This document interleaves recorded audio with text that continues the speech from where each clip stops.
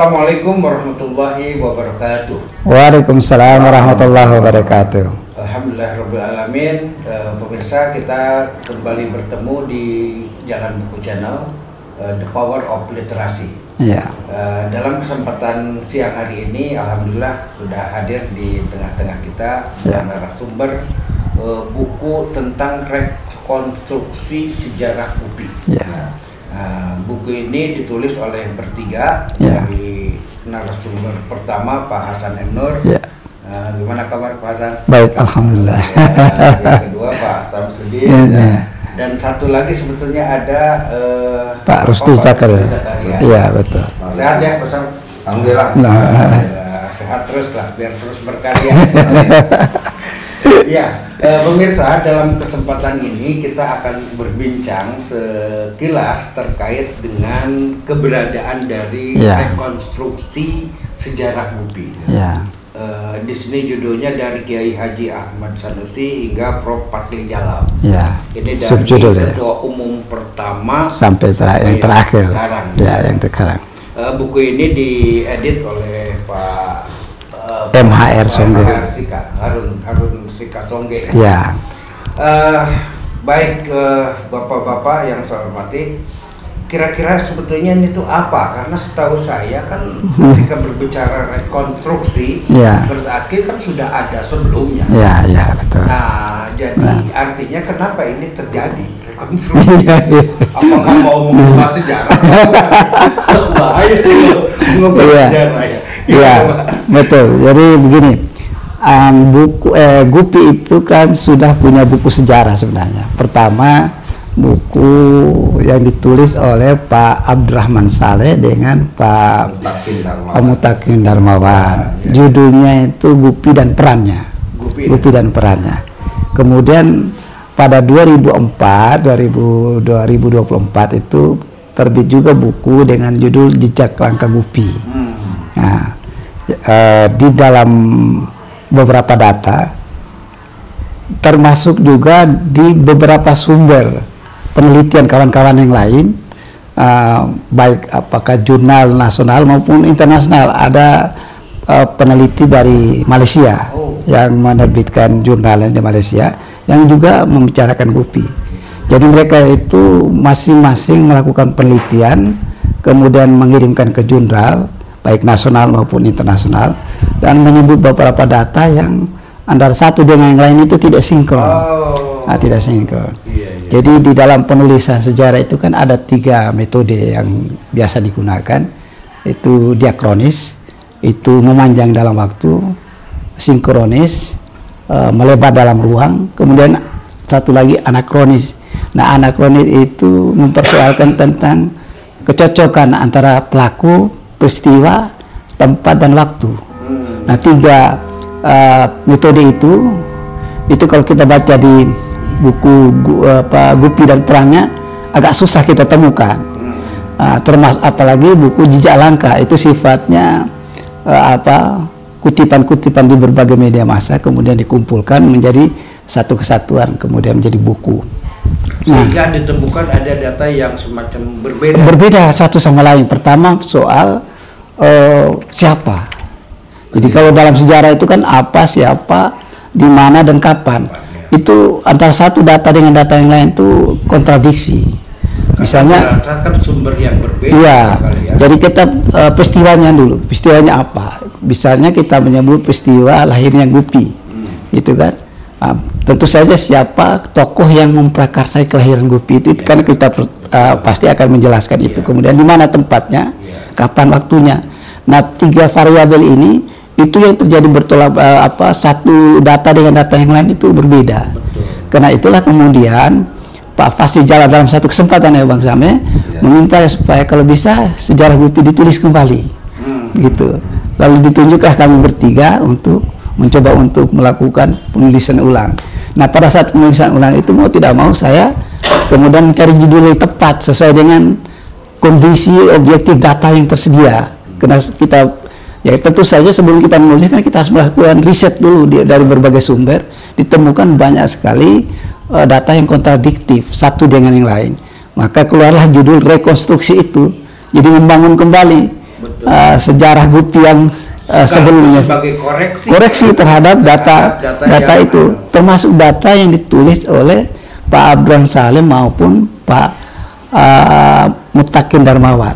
Itu terkait dengan kita melakukan pengujian kembali data itu, sehingga inilah yang paling bisa dipertanggungjawabkan. Betul. Setelah diuji, oh ternyata ini nggak mungkin, betul. Ini, gitu. Setelah diuji, ya banyak lah soal pendiri kan kalau nggak salah ada 3 ya. 3 betul itu Pak. Itu betul. Kan satu sama lain ini. Tapi yang paling sahih kayaknya ini yang kita temukan dari analisis itu. Jadi 3 pendiri itu, satu disebut-sebut dalam satu penelitian itu Pak Dr. Muhammad Atsir, Ketua Umum Masumi, itu disebut-sebut sebagai pendiri Gupi.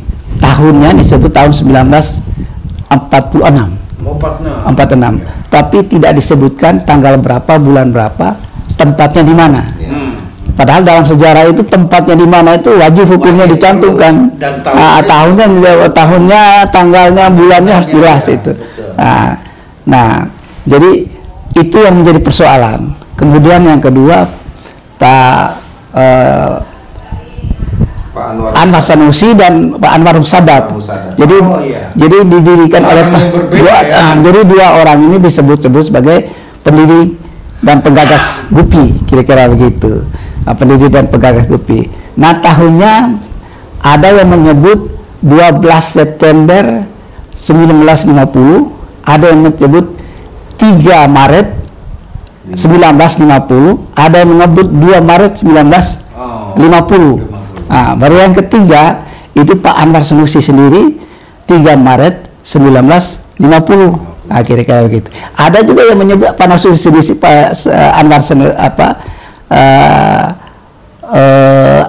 Sanusi ya. Itu tahun 2 Maret, tanggal 2 Maret 1950. Data yang berbeda inilah kemudian menggugah kami untuk memberi judul bahwa kalau gitu kita perlu adanya rekonstruksi sejarah. Jadi menulis ulang atau melakukan penelitian ulang terhadap apa yang sudah diteliti oleh kawan-kawan sebelumnya. Hanya Pak Ahmad Sanusi yang datanya bisa saling mendukung. Yang lain itu kadang putus ya, betul. Misalnya tahun ada, tapi nanti tempat, tanggal apa saja nggak ada ya. Jadi ini kan meragukan, betul sekali Pak. Terus kemudian juga yang lain juga begitu, seperti Pak Anwar Musadat dengan Pak Kiai Sanusi ya. Itu ternyata Pak Anwar Musadat itu penerusnya. Betul. Prakteknya dalam realitasnya. Bukan diri ya. Itu menjadi penting ya, karena itu dengan sejarah. Harus dilakukan pengujian itu. Jadi kemudian tanggal 12 September 1950 itu disebutkan di situ. Itu menjadi tidak masuk akal. Kenapa? Karena setelah kita uji ya Bang ya, itu Pak Sanusi itu wafatnya 31 Juli 1950. Berarti kan 3 bulan setelah Pak Sanusi meninggal baru 12 September kan. Sudah 12 September baru didirikan. Padahal didirikan oleh orang yang sama. Padahal orangnya sudah mati. Orang sudah mati. Bagaimana itu menjelaskannya? 3 Maret itu adalah tanggal yang paling bisa diyakini. Betul. Memang tidak lama setelah didirikan, 5 bulan kemudian beliau meninggal. Dan beliau wafat. Gitu. Itu. Nah, perjalanan berikutnya itu dinakodai oleh Pak Kiai Haji Anwar Musadat.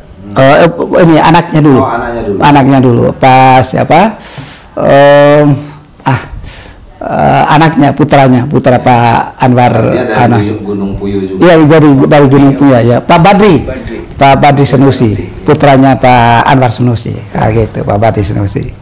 Itu pula momen ini dilaunching buku ini, tahu saya kan pada saat perayaan ulang tahun Gupi ke-75, nilai ke-75 ya. Di Universitas Islam Internasional Indonesia di Depok ya. Di Depok ya. Itu di launchingnya. Kaitannya itu ke sana sih. Iya, betul sekali. Muncul judul seperti itu. Iya.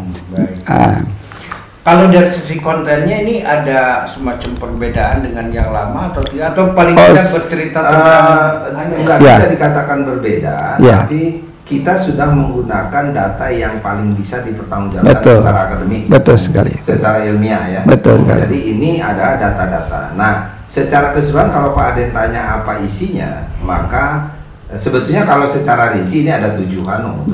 7 bab ya.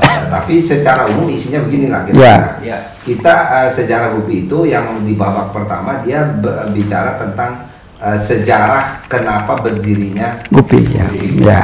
Ada latar sejarah yang diangkat di dalam pendirian GUPI itu. Ya. Jadi misalnya karena para pejuang kita yang tadinya pendidikan Islam gitu ya, pada lari ke dunia politik. Kemudian Pak Kiai Sanusi ini terpanggil untuk bagaimana ayo kembali pendidikan ini supaya jangan tertinggal, supaya jangan ditinggalkan lah ya. Betul.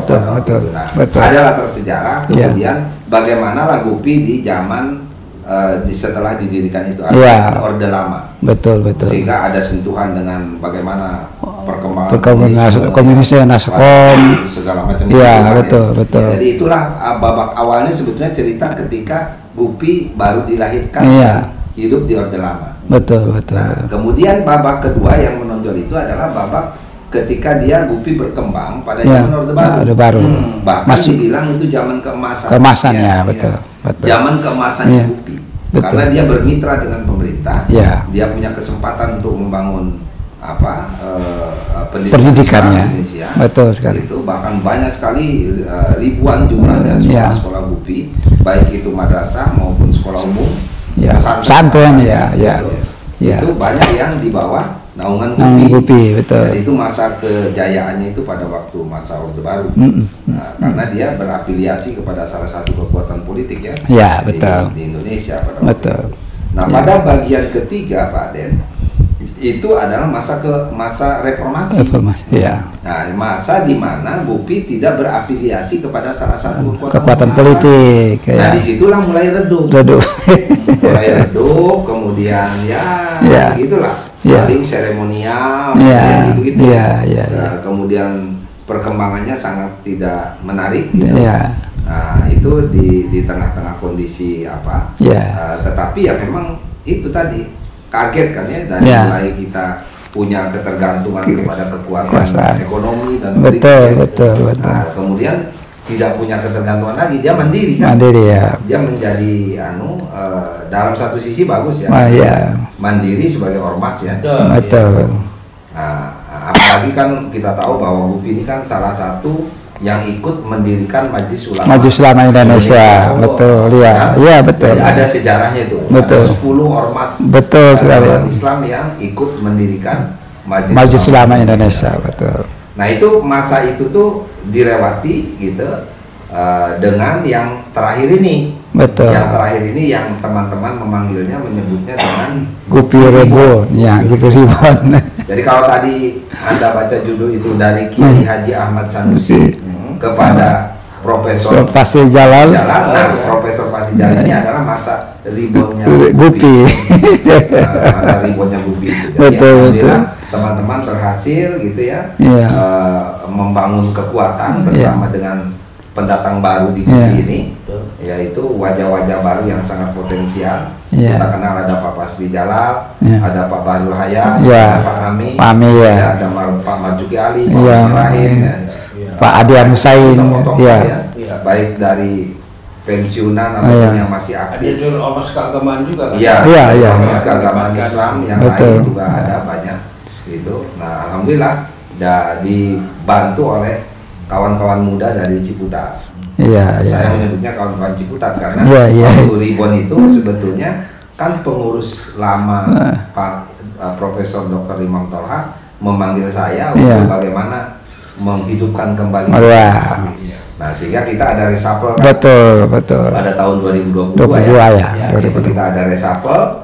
Itu reshuffle apa tuh di tengah apa itu? Untuk mempersiapkan muktamar ke ke-10. Hasil kita membuat kepengurusan baru ya. Insya Allah berbeda ya. Kepengurusan sebelumnya. Betul. Jadi sebetulnya buku ini cuma isinya 4 itu besar.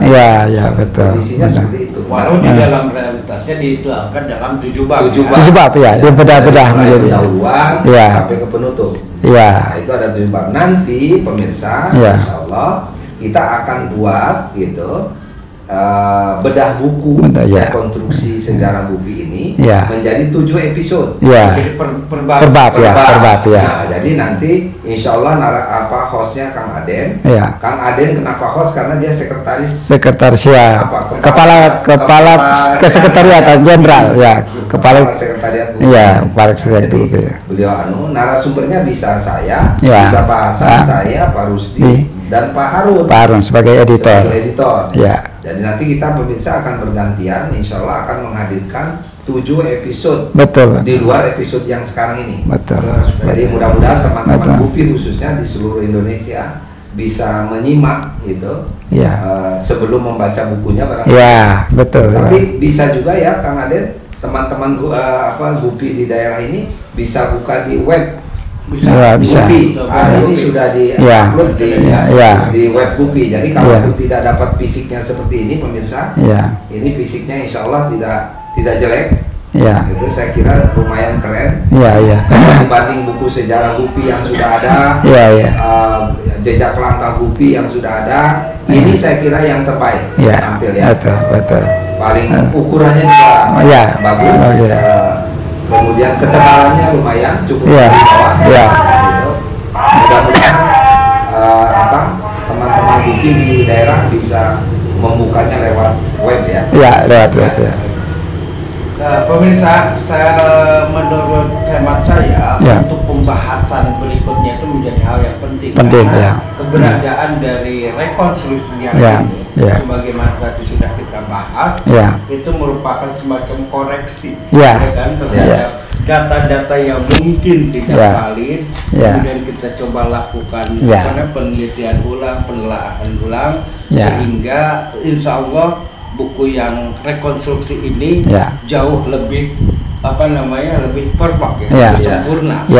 Karena kalau kita membaca buku Gupi dan perannya itu kan isinya cuma dari satu muktamar ke muktamar yang lain, tidak menyentuh peran Gupi di masa Orde Baru yang begitu hebat itu tidak kelihatan sama sekali.